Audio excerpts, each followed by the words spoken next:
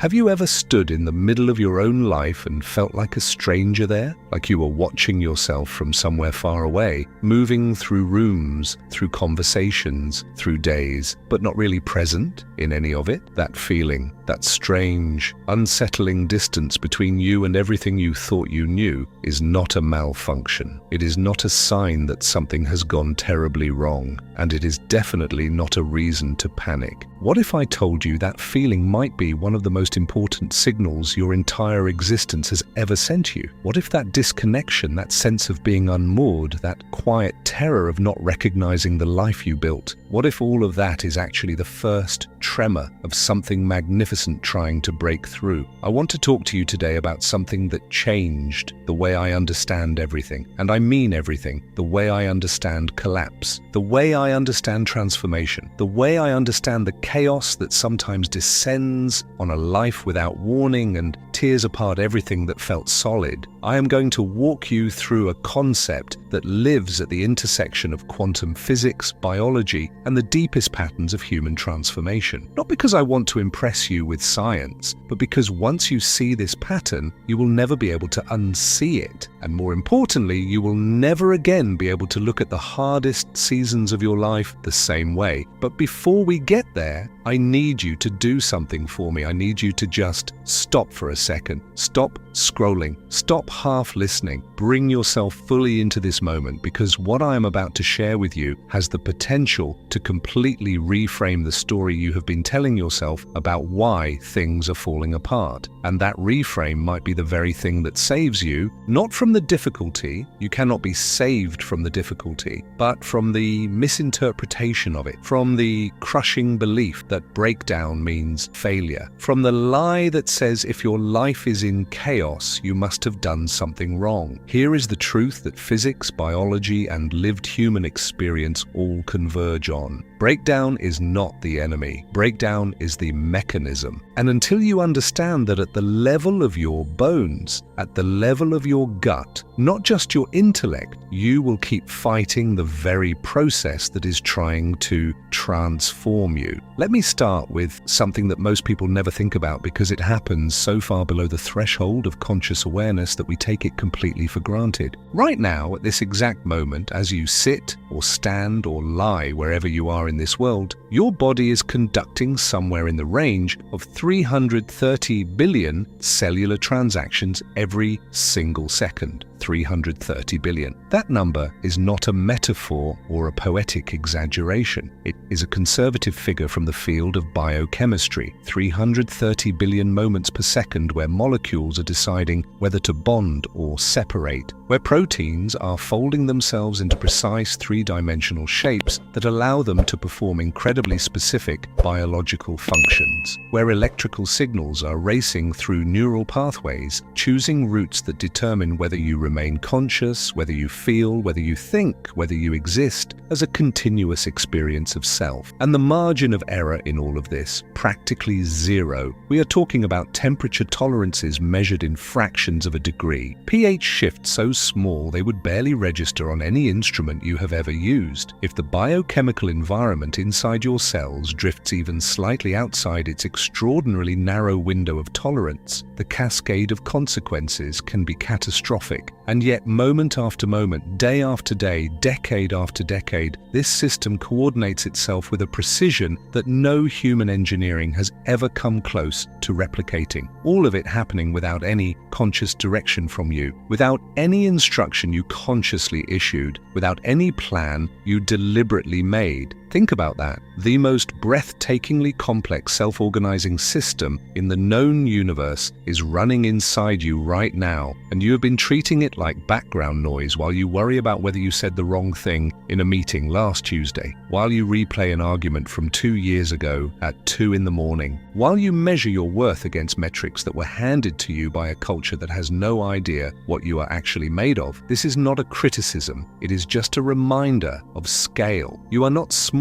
You are a living, breathing quantum miracle who has somehow convinced yourself that the real problem is the thing that happened last week. Now here is where it gets interesting. Here is where the physics starts to feel personal. There is a phenomenon in quantum mechanics called superposition, and superposition is one of those ideas that sounds like science fiction until you realize it has been measured and verified thousands of times in laboratories across the world. A particle in superposition exists not in one definite state, but in multiple possible states simultaneously. Not as a metaphor. Physically, actually, a particle can be spinning in one direction and the opposite direction at the same time. It can exist in two places at once. It can hold within itself the full spectrum of its possible configurations until the moment something forces it to choose. This is not a theoretical concept reserved for physics textbooks. This is the actual, measurable nature of reality at the quantum scale. And the reason you do not walk around experiencing your coffee cup as somehow existing in two locations at once, the reason your keys are either on the table or they are not, the reason the world you navigate feels definite and solid and fixed, that reason has a name. It is called decoherence. Quantum decoherence is the process by which a quantum system interacts with its environment and, in that interaction, is forced to collapse out of its state of pure possibility and lock into a single, definite, classical state. The particle stops being both things at once and becomes one thing. The wave of possibilities collapses into a single particle at a single location, and that collapse is what creates the stable, predictable, physical world we move through every day. But here is the part that most people never reach, because most conversations about quantum mechanics stop at the collapse. Decoherence is not the end of the process. It is not the conclusion. It is not the destination. Decoherence is a phase, and like every phase in physics, it is followed by another phase, because under the right conditions, systems can re-enter coherence. They can move back into superposition. They can once again hold multiple possible states simultaneously before collapsing again into a new, different, more complex configuration. This cycle, coherence, decoherence, recoherence, is not just happening in laboratories. It is happening in your body, in your neurons, in your cells, in the quantum field that underlies all of your biology. And I want to make the case that it is also happening at the scale of your life, because the pattern does not seem to care about scale. It shows up at every level of complexity we know how to examine, and that means it shows up in you. What does this mean practically? It means that the moment in your life when everything you built starts to feel unstable, when the foundation cracks, when the story you have been telling about who you are and what your life is supposed to look like starts to dissolve, that moment is not a sign that you failed. It is a sign that a system has entered decoherence, that a wave of possibilities has been forced to collapse so that a new, more complex wave can form. It is the signal of transition, not of destruction, of transformation moving through you in the only way transformation ever actually moves, by first taking apart what was. And I know that in the middle of that taking apart, none of this feels like transformation. It feels like loss. It feels like disaster. It feels like evidence that you are uniquely broken, that other people's lives hold together while yours falls apart, that you must have done something to deserve the level of chaos you are living in. But what if the physics is telling you something different? What if the breaking apart is not punishment? What if it is preparation? What if the coherent state you are losing had to be lost specifically because it could not contain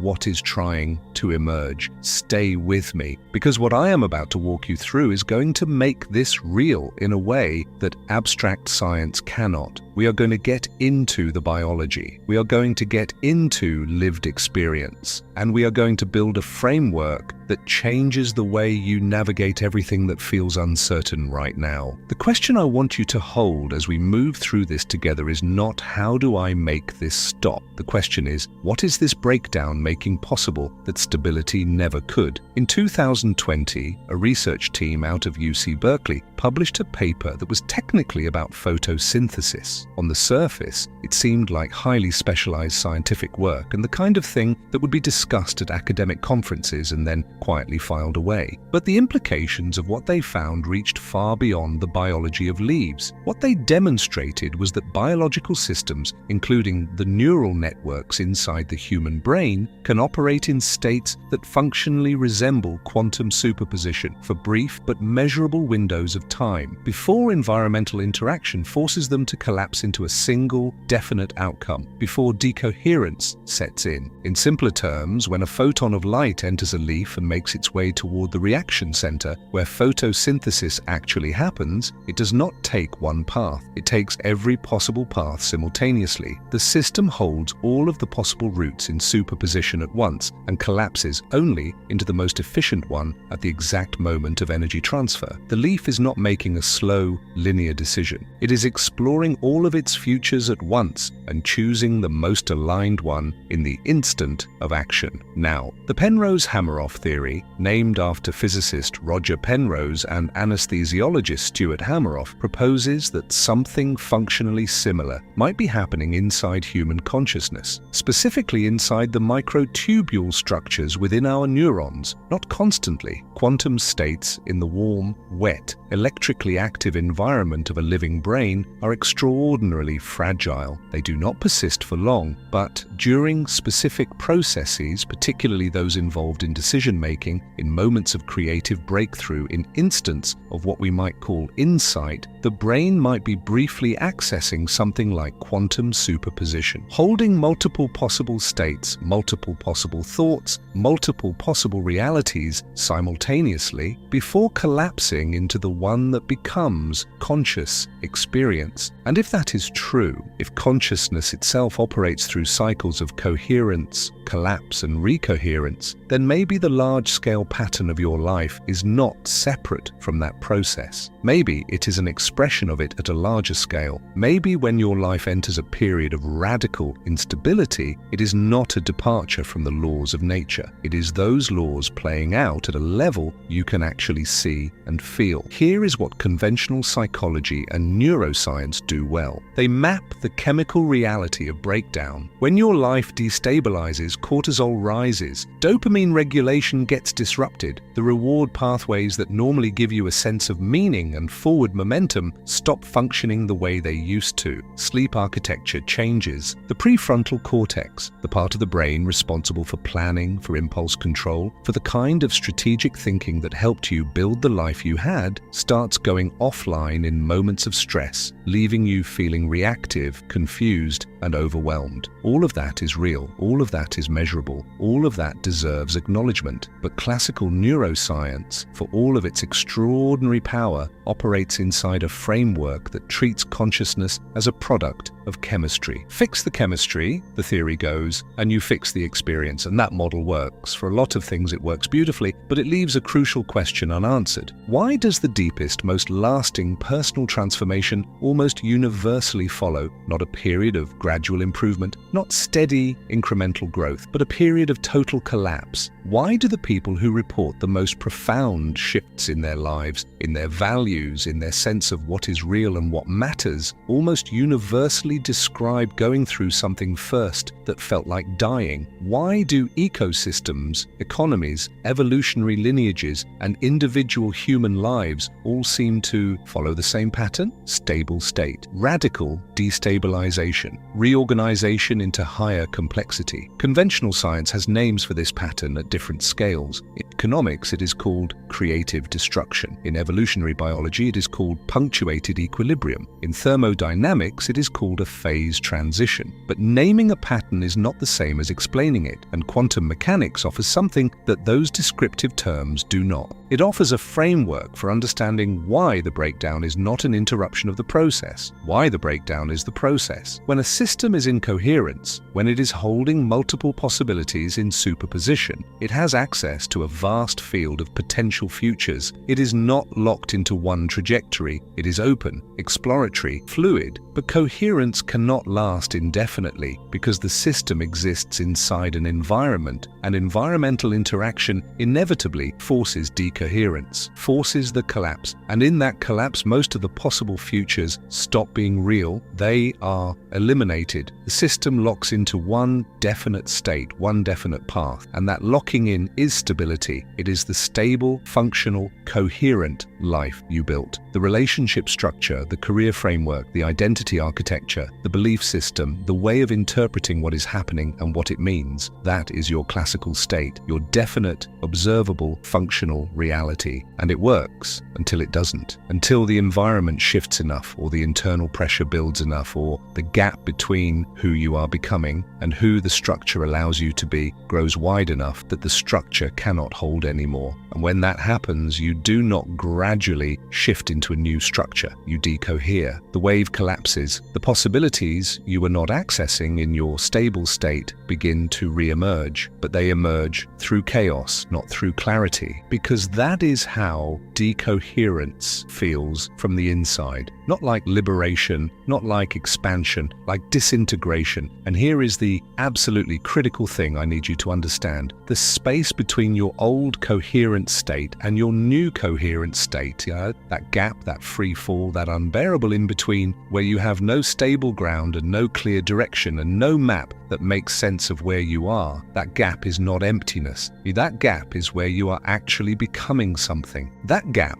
is where the quantum field of your life is holding all of its possible futures simultaneously before the new pattern locks in. That gap is not the problem. That gap is the transition. And the worst thing you can do while you are in it is try to force yourself back into the structure that already collapsed. I have lived this, not as a theory, as a physical, embodied, exhausting, terrifying reality. And I want to tell you about it because I think it will make what I am describing feel less abstract and more true. Because this is not just physics. This is what physics looks like when it moves through a human life. And I believe that understanding what was actually happening to me, what was actually happening at every level of my experience, changed the way I moved through it. Not by making it easier, but by making it meaningful, by turning the chaos from evidence of failure into evidence of transformation, from breakdown into chrysalis. What I went through did not announce itself. There was no single moment of catastrophe,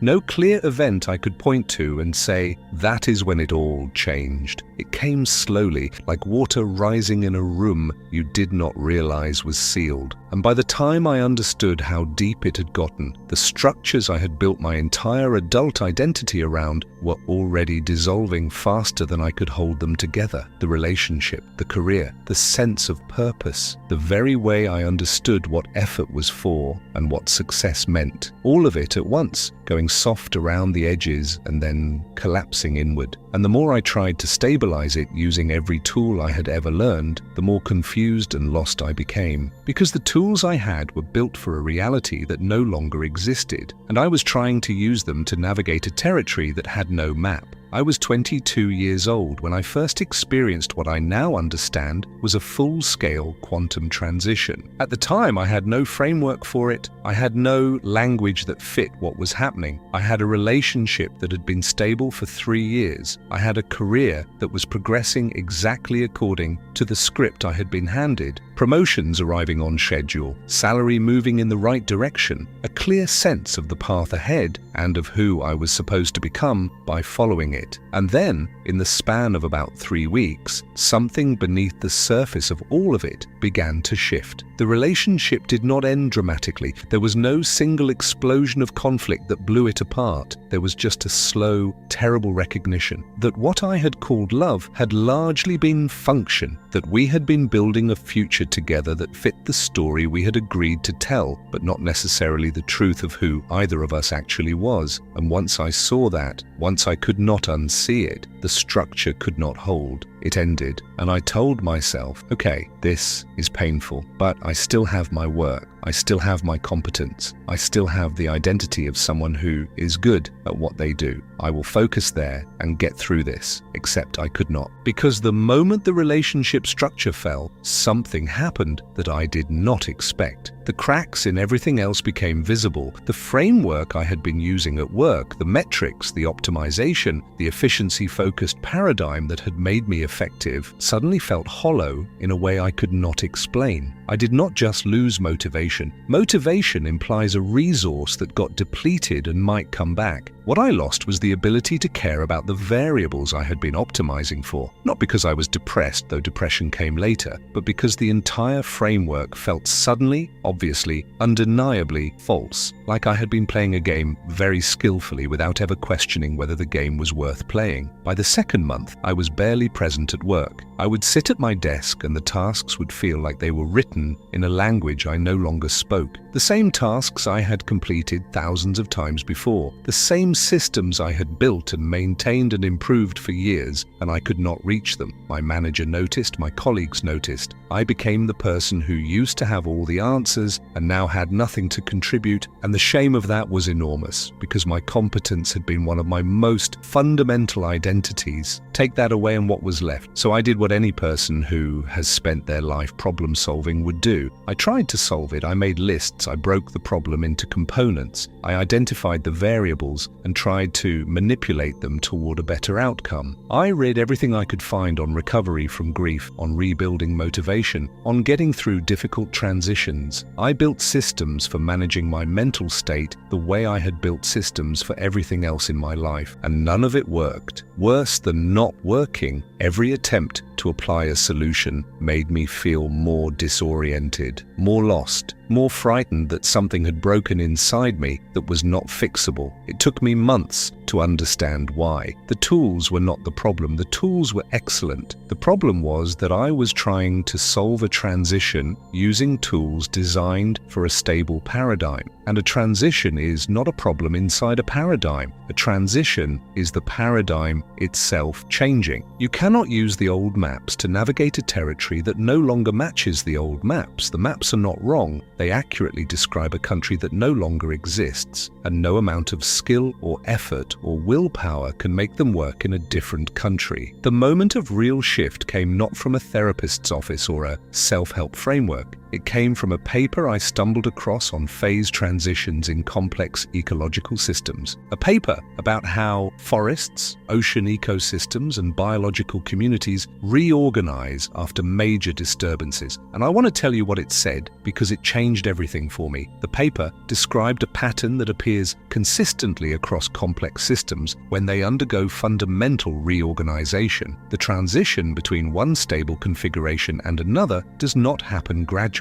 It does not involve the slow, incremental improvement of the old structure into the new one. Instead, the old structure dissolves almost completely. There is a period, sometimes a long period, where the previous organization has broken apart but the new organization has not yet formed. A period that, from the outside, looks like maximum chaos, maximum disorder, maximum loss of structure. But inside that apparent chaos, something is actually happening. The system is not collapsing toward nothing. It is exploring. Every component that was locked into the old configuration is now free. Free to recombine, free to reorganize around different principles, free to discover patterns of connection and function that were never possible inside the constraints of the old structure. The chaos is not random. It is the system in superposition, holding all of its possible futures simultaneously before the new pattern locks in. Reading that, something inside me physically shifted because I recognized myself in every word. I was the ecosystem. My relationship, my career, my identity, those were the old configuration,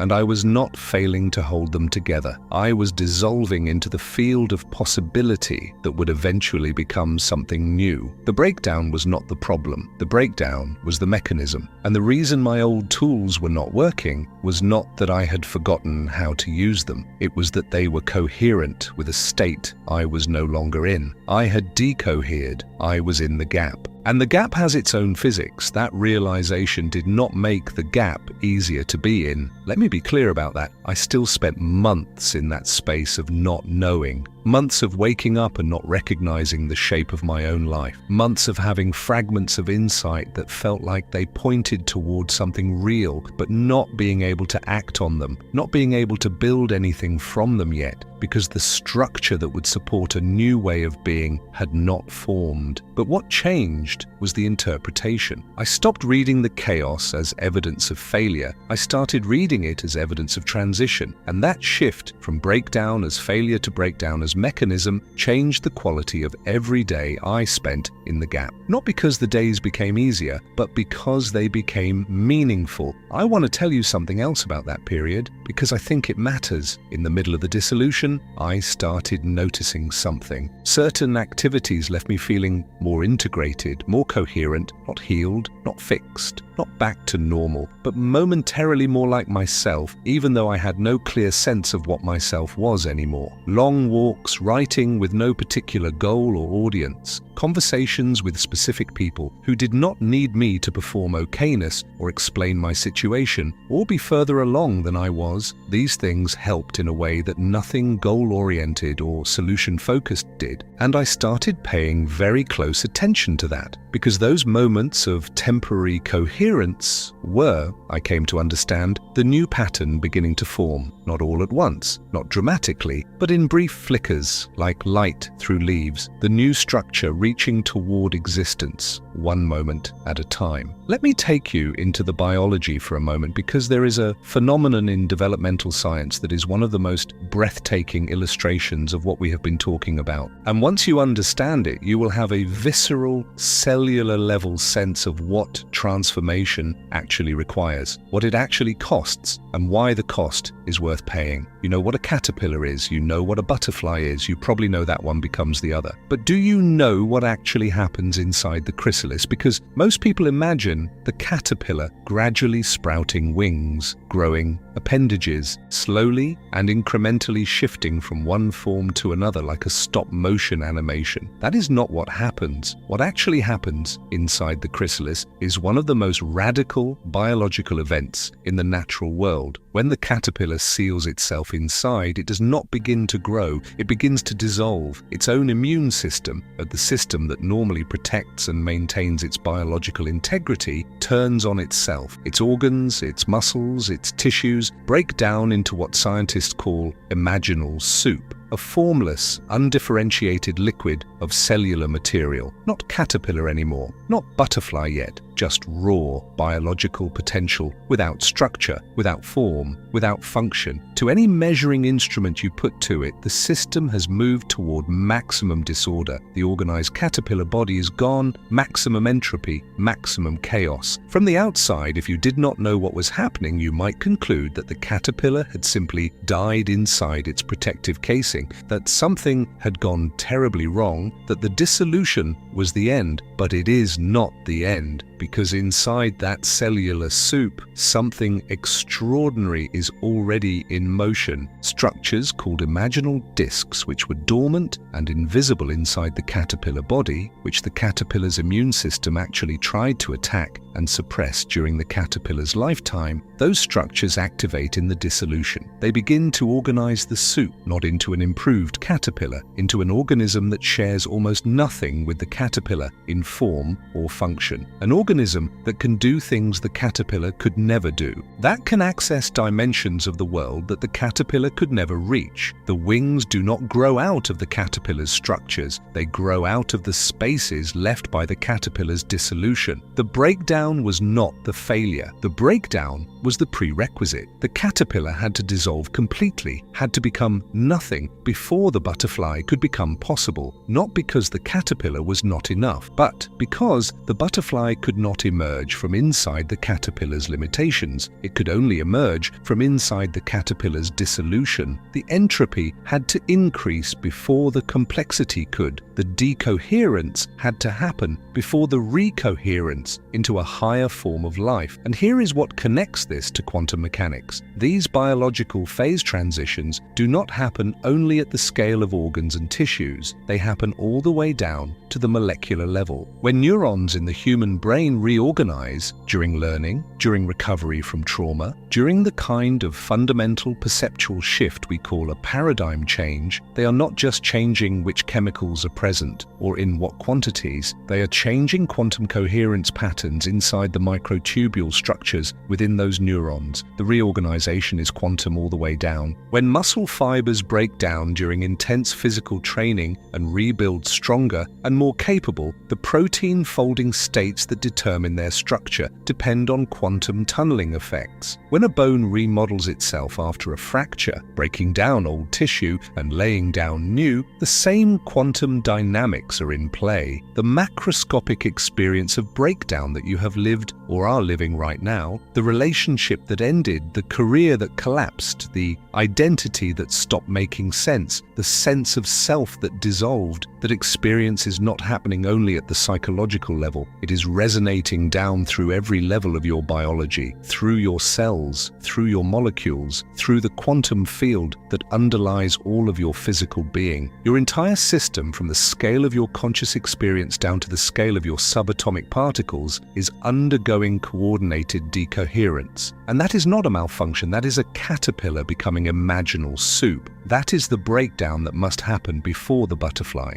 Now, there is a crucial distinction I need to make here, because not every caterpillar that enters a chrysalis survives. Not every system that enters decoherence successfully recohere into higher complexity. Some systems lose too much structural integrity during the breakdown and cannot reorganize. They collapse completely. They do not transition, they simply end. And this is not a comfortable truth, but it is a real one, and you deserve to hear it because understanding it is part of navigating the edge correctly. The difference between a transition and a collapse, between a caterpillar that becomes a butterfly and one that simply dies in the chrysalis, is not that one avoided the dissolution and one didn't. Both dissolved. The difference is that one maintained just enough core structural integrity through the dissolution to allow the imaginal disks to do their work. Just enough biological signal, just enough quantum coherence in the underlying field to provide the organizing principle around which the new form could coalesce. This is the edge you are walking during a quantum transition in your life. You need enough breakdown to allow genuine reorganization. You need the old structure to dissolve enough that the new one is not just the old one with new paint on it, but you also need enough core integrity, enough of your fundamental self to survive the dissolution long enough for the new pattern to find its shape. Too little breakdown and you simply reinforce the old configuration. Nothing actually changes. The caterpillar just gets older. Too much breakdown without enough coherence maintained, and the system cannot reorganize. It just collapses. The imaginal disks have nothing to organize around. The art, and it is an art, not a science, not a formula, not a protocol, is finding that edge, feeling your way to the place where you are letting go of what needs to go but holding on to what is essential. And here is what I have learned about the difference between what needs to go and what is essential. What needs to go is the structure, the specific form your identity took, the specific relationship configurations, career frameworks, belief systems, and stories about what you are supposed to want and who you are supposed to be. Those are the caterpillar's body. They need to dissolve. But what is essential, the imaginal disks of your human life, is something that existed long before those structures formed and will exist long after the next configuration stabilizes. It is your core values before the world told you which values were valuable. It is your fundamental curiosity, your capacity for love, your desire for meaning, your instinct toward truth. Those do not dissolve in the breakdown. They are what the next structure organizes around. And your job during the transition is not to protect the structure. Your job is to protect the disks. There is also something from thermodynamics that I want to bring in here because it fills in a crucial piece of the picture. You have heard of entropy, the second law of thermodynamics, the tendency of all systems to move toward disorder, toward chaos, toward equilibrium. Left to itself, every organized system in the universe eventually breaks down. Stars burn out, mountains erode, your body ages. Entropy, in the long run, wins. But living systems do something that should not be possible inside that framework. Temporarily, against the current of entropy, they build complexity, they organize chaos into structure, they create order from disorder, and they do it not once but continuously throughout a lifetime, upgrading and reorganizing and adding layers of complexity to a system that the laws of physics say should be moving in the opposite direction. The physicist Erwin Schrödinger called this negative entropy. Others have called it syntropy, the tendency of living systems to move toward higher organization. And the mechanism through which living systems achieve this, the mechanism that allows life to temporarily reverse the thermodynamic current and build something more organized, more complex, more capable out of the very chaos that should be undoing it, is breakdown. The caterpillar's dissolution, the muscle fibers micro-tearing during exercise, the neural pathways pruning and reorganization during learning, the bones resorption and reformation during healing. In every case, the increase in entropy, the increase in disorder, is not the enemy of the increase in complexity. It is the precondition for it. Entropy rises so that syntropy can reach higher. The system must first move toward chaos so that it can reorganize around a more sophisticated order. The decoherence must precede the recoherence. The breakdown must precede the breakthrough. Not as a poetic metaphor, as a physical law. Let us talk about the signs. Because if you are in the middle of a quantum transition right now, you may be so close to it, so immersed in the experience of it, that you cannot see the shape of what you are in. You may be interpreting everything you are experiencing as evidence that something is fundamentally wrong with you, that you are failing at life in some way, that other people have something figured out that you are clearly missing. And I want to give you some landmarks. Some markers that distinguish a quantum transition, a genuine phase shift in the structure of who you are and how you live from a localized problem that needs a targeted solution. The first landmark is that the breakdown is happening across multiple areas of your life at once without a single clear external cause. If one area of your life is struggling while everything else holds stable, that is probably a localized problem with a localized solution. A specific relationship issue, a specific professional setback, a specific health challenge. These things are hard, but they are contained. They have a shape. They have a boundary. A quantum transition does not behave this way. When the fundamental operating system of a life shifts, everything built on that operating system becomes unstable simultaneously. The relationship, the career, the sense of purpose, the relationship to the body, the way of understanding what time is for and what the future is supposed to look like, all of it at once, all of it without an obvious single event that caused it, because the cause is not external, the cause is internal. The paradigm is shifting, and everything the paradigm supported is shifting with it. The second landmark is that solutions which used to work have stopped working entirely, and not in a maybe I need to try harder way, in a more fundamental, confusing way, where the very act of applying the old solution makes things feel more disorienting rather than less. This is because your old solutions were coherent with your old state. They were built for the configuration you were in, but you are no longer in that configuration. You have decohered. You are in the gap. And the gap has no stable structure for your old tools to operate against. It is like trying to drive a nail into air. The tool is real, the motion is correct, there is just nothing there to receive it, nothing for it to anchor into, because the structure that would have received it has dissolved. The third landmark is the gap between insight and implementation. During a quantum transition, your consciousness often moves faster than your life structure. You start having realizations, moments of clarity so sharp they feel like revelation. You see possibilities that were invisible to you before.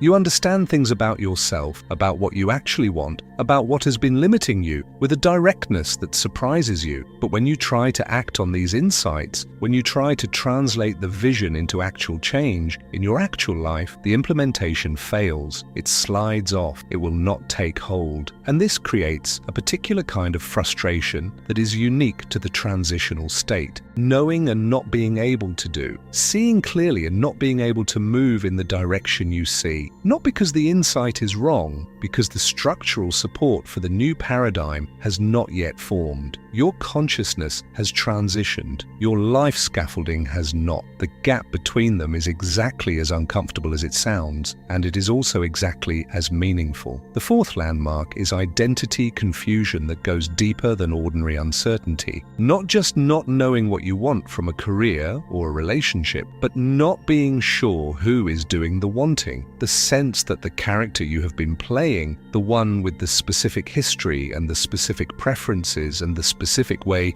of showing up in the world, is somehow a role that no longer fits. Like the script was written for someone you used to be, and you keep reaching for it out of habit, keep trying to perform it, but it feels hollow, disconnected, borrowed. This is what it feels like when an identity structure decoheres. The pattern your consciousness has been maintaining to create a continuous sense of self across time is coming apart. The old self cannot hold. The new self has not formed. You are in the gap between identities, and the gap has no fixed sense of self, which is terrifying until you realize it is also freedom, the most radical freedom you have ever had, because for the first time you are not being who your history decided you had to be. You are in the quantum field of your own becoming, every possibility alive at once. The fifth landmark is that effort to force stability makes things worse, not marginally worse, significantly, obviously, undeniably worse, because forcing stability during a quantum transition is the equivalent of trying to prevent a caterpillar from dissolving inside the chrysalis. You are trying to keep a structure intact that the entire momentum of the transition is working to dismantle, and the more energy you pour into maintaining what is already collapsing, the more exhausted you become, and the more chaotic things feel, and the further you get from the reorganization that is actually trying to happen. So what do you actually do? Because recognizing that you are in a transition does not automatically tell you how to navigate it. And I want to be honest with you about this. There is no protocol. There is no 5-step plan. There is no technique you can apply that will accelerate the process or guarantee a specific outcome, because protocols are coherent structures, and you are between coherent states. What you need is not more structure. You need principles that create the conditions for the new structure to form on its own. The first principle is to reduce the complexity of your external environment to whatever degree your circumstances allow. I know that is not always fully possible. I know most people cannot simply pause their obligations while they undergo an internal reorganization. But within the range of your agency, simplify. Stop taking on new commitments. Cancel what can be cancelled. Postpone what can be postponed. Protect the energy of your system the way you would protect the integrity of a chrysalis. Because your consciousness needs bandwidth to explore the new possibility space. Every unnecessary external demand is forcing you to default to old patterns just to survive the day, which prevents the new patterns from having the space to form. The second principle is to track what creates coherence, even temporarily, and do more of it.